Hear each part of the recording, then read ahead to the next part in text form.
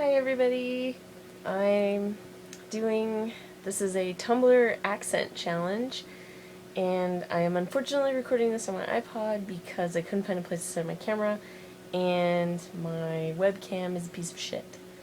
So, yeah, here we go. Okay, my name and username. So, my name is Veronica, and my username is Little Shinikami. I'm from Montana in the USA, and pronounce the following words: ant, roof, root, theater, iron, salmon, caramel, except it's spelled in a way that it should be pronounced caramel, but that's dumb, so I just say caramel, even though that's wrong. Fire, water, New Orleans, pecan, both, again, probably, Alabama, lawyer, coupon, mayonnaise, pajamas, caught, naturally, aluminum, gif, not gif, tumbler, crackerjack, doorknob, envelope, and jeepoi. And what is it called when you throw toilet paper on a house? That's TPing a house. And what is a bubbly carbonated drink called? Pop. I call it soda occasionally, but usually you'll hear pop. What do you call gym shoes? Tennis shoes. What do you call your grandparents? This varies. Usually it's grandma and grandpa, but I did have one grandfather that I called Papa, and my cousins had a grandma that they called Nana, but I think grandma and grandpa are the most common up here. What do you call the wheeled contraption in which you carry groceries at the supermarket? A cart, I guess. That's just always what we've called them. Like, my mom just says, go grab a cart. Except not like that. What is the thing you change the TV channel with? That's a remote. Okay, and then choose a book and read a passage from it, except that I didn't choose a book because I didn't want to do that work. I chose fanfiction.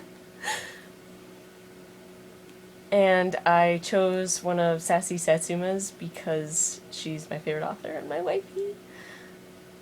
And, okay, here we go.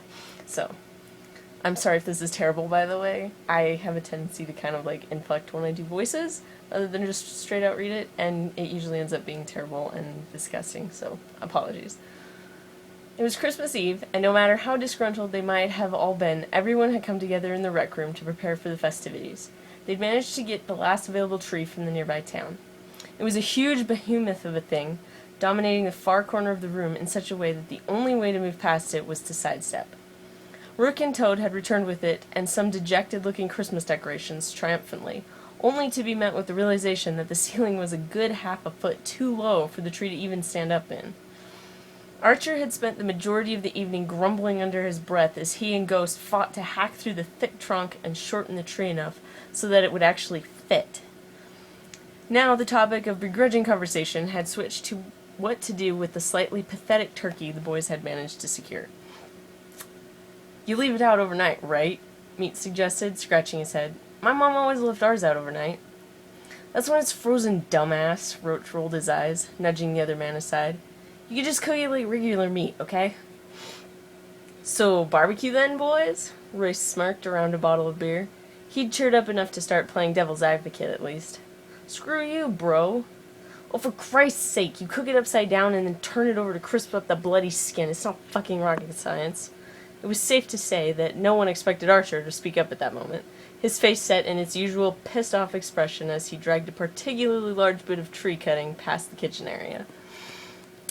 Alright, Gordon Ramsay, chill. Toad was loving this. Where'd you learn that? Had a girlfriend to cook for once, didn't I? We can't all just get them pissed like you, mate. Ouch.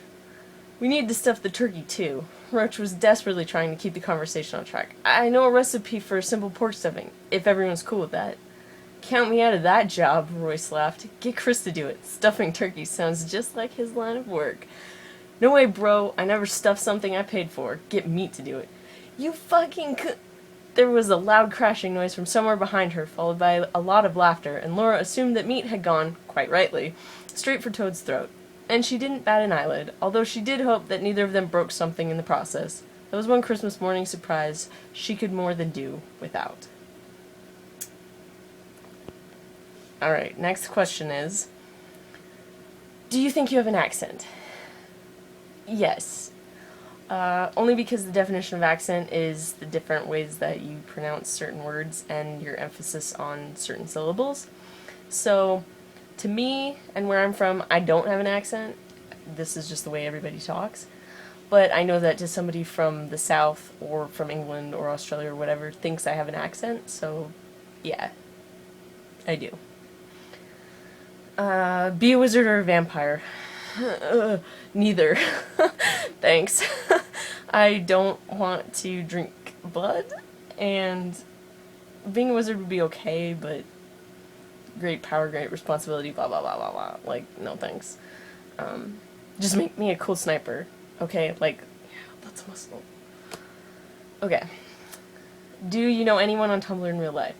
Red Feather of ThunderClan is my littlest sister, and I believe that she's the only one that I actually know in real life, though there are several of you that I really, really, really want to come and see, okay?